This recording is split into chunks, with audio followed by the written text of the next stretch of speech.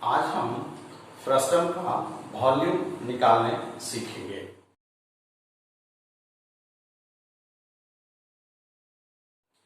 Frustum किसे कहते हैं और कैसे बनता है ये आप पिछले वीडियो में देख चुके हैं। फ्रस्टम बनाने के लिए एक कोन लेते हैं और कोन को बेस के पैरेलल किसी भाग में कट कर देते हैं और कट करने के बाद ऊपर के कोन को रिमूव कर देते हैं तो फ्रस्टम बन जाता है। जैसा कि इस कोन को आप देख रहे हैं, इस कोन में मैंने इस कोन को बेस के पैरेलल किसी भाग में कट कर दिया, जो भाग बच गया वो फ्रस्टम है। अब इसका वॉल्यूम कितना है इसकी जानकारी हमें प्राप्त करने के लिए जो बेसिक बातें हैं उस चीज का हमें ध्यान रखना होगा। क्या क्या ध्यान रखना होगा? सबसे पहले सिमिलर ट्रायंगल्स की जानकारी आपको होनी चाहिए, जो पिछले वीडियो में भी मैंने बताया था। और दूसरी बात, कोन का वॉल्यूम कितना होता है ये भी आपको जानकारी रखनी होगी। और तीसरी बात, एक आइडेंटिटी है A cube minus B cube. इस आइडेंटिटी का क्या फॉर्मूला है ये आपको ज्ञात रहना होगा। इन तीनों चीजों की जानकारी अगर आपको होगी तो वॉल्यूम ऑफ फ्रस्टम निकालने में आपको दिक्कत नहीं होगी। फिर वॉल्यूम ऑफ फ्रस्टम निकालने के लिए जिस तरह से हमने कर्व सरफेस एरिया निकालने के लिए सिमिलर ट्रायंगल की बात की थी, बस उसी तरह से यहां भी सिमिलर ट्रायंगल की बात पहले करेंगे। तो जब एक कोन को लॉन्गिट्यूडनली कट कर देते हैं तो हमारे पास जो प्लेन फिगर नजर आता है जिसमें क्या क्या चीजें हैं उन चीजों को एक बार फिर से हम आपको जानकारी देते हैं। ये भाग फ्रस्टम है, फ्रस्टम का पार्ट है, और ये जो कोन हमने रिमूव कर दिया है प्लेन में कट करके। तो ऊपरी भाग का रेडियस स्मॉल आर मैंने मान लिया, नीचे का रेडियस कैपिटल आर मान लिया, इस फ्रस्टम की ऊंचाई स्मॉल एच और इसका स्लैंट हाइट स्मॉल एल। और जो कोन कट हो गया उसका जो स्लैंट हाइट है वो कितना है?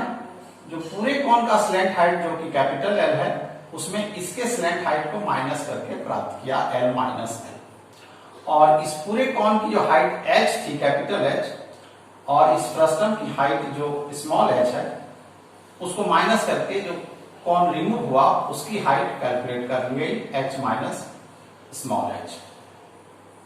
अब हम इन दो ट्राइंगल्स पर बात करेंगे, ट्राइंगल ए ओ बी और ट्राइंगल ए ओ डैश सी, और इन दोनों को सिमिलर करेंगे जैसा पिछले वीडियो में हमने सिमिलर करके आपको बताया था। सेम वही प्रोसेस है। तो इसको एंगल क्राइटेरिया से सिमिलर कर दिया गया है, आप देख सकते हैं। और आपको मालूम है कि ratio of corresponding sides of similar triangles are equal. तो उसी रेशियो का फिर हम चर्चा कर रहे हैं।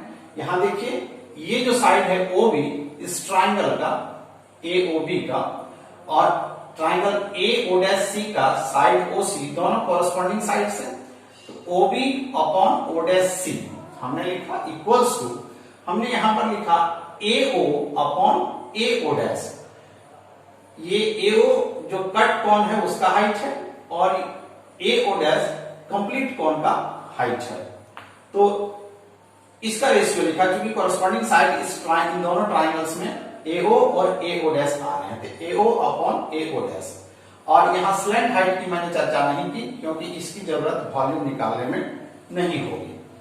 अब फिर इनका वैल्यू को यहां पुट किया गया, आप देख रहे हैं ओ बी स्मॉल आर है, O dash C capital R है, A O H minus H upon A O dash capital H जो है उसको वैल्यू को पुट करके फिर धीरे धीरे कैलकुलेट किया गया। सिंप्लीफाई करते हुए हमने एच का वैल्यू निकाल लिया, कैपिटल एच जो पूरे कोन की हाइट थी, ये वैल्यू आ गया। और फिर हमको ये वैल्यू को भी तो रिमूव करना होगा क्योंकि ये तो रिमूव पार्ट है। तो एच में स्मॉल एच हटा करके ये जो हाइट है इसको कैलकुलेट किया गया। तो हमारा ये वैल्यू प्राप्त हुआ h minus H equal to small r into small H upon capital R minus small r। ये दो इक्वेशंस काफी इंपॉर्टेंट हैं फ्रस्टम के वॉल्यूम को प्राप्त करने के लिए। अब आते हैं इस फ्रस्टम का वॉल्यूम कैसे निकालेंगे। तो जाहिर सी बात है ये जो कोन कट करके रिमूव कर दिया गया है, तो ये पूरे कोन के वॉल्यूम में इस कोन के वॉल्यूम को हम माइनस कर देंगे, इस फ्रस्टम का वॉल्यूम हमें प्राप्त हो जाएगा। तो इस पूरे कोन का वॉल्यूम कितना होगा 1/3 पाई r स्क्वायर h पूरे कोन के लिए, और इस जो रिमूव्ड कोन है उसका वॉल्यूम कितना होगा 1/3 pi small r square capital H minus small h जो इसकी हाइट है। ठीक है, अब इसमें 1/3 पाई कॉमन ले लिया गया, तो जो बच जा रहा है उसको ब्रैकेट के अंदर हमने लिखा है, आप देख रहे हैं। फिर ये कैपिटल H और h माइनस h का जो वैल्यू हम लोगों ने इक्वेशन 1 और 2 में कैलकुलेट करके रखा हुआ है उस वैल्यू को यहां पुट कर रहे हैं। तो आप देख रहे हैं हमारा क्या वैल्यू आ रहा है। फिर अब हम इसको धीरे धीरे सिंप्लीफाई करेंगे। इस r स्क्वायर को इस r से मल्टीप्लाई किए हैं, फिर r स्क्वायर को इस r से मल्टीप्लाई किए, तो ये वैल्यू हमारा प्राप्त हो रहा है।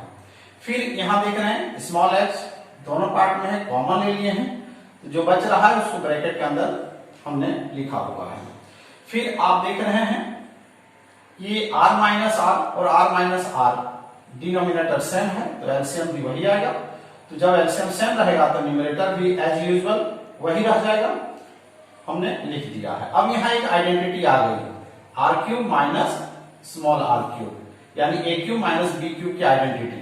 तो ये आपको मालूम है A cube minus B cube क्या होता है, A minus B into A square plus A B plus B square. उसी तरह से R cube minus R cube क्या होगा आर माइनस आर, फिर R square plus R into R plus R square upon R minus are है ही, R minus R और R minus R को कैंसिल कर देते हैं, तो हमारा क्या बचता है 1/3 pi R square plus R into R plus R square into H. तो इस तरह से हमें फ्रस्टम का वॉल्यूम प्राप्त हो जाता है 1/3 pi bracket open capital R square जो कि बेस का रेडियस है, plus capital R into small R base का रेडियस और ऊपर के बेस का radius, plus small R square जो ऊपरी बेस का रेडियस है इंटू एच जो इसकी हाइट है। तो इस तरह से हम वॉल्यूम का फॉर्मूला ज्ञात कर देते हैं, और इससे रिलेटेड जो क्वेश्चन एक्सरसाइज में होंगे उन्हें आप सॉल्व करें। जो प्रश्न में आपको दिक्कत होगी उसे कमेंट बॉक्स में जरूर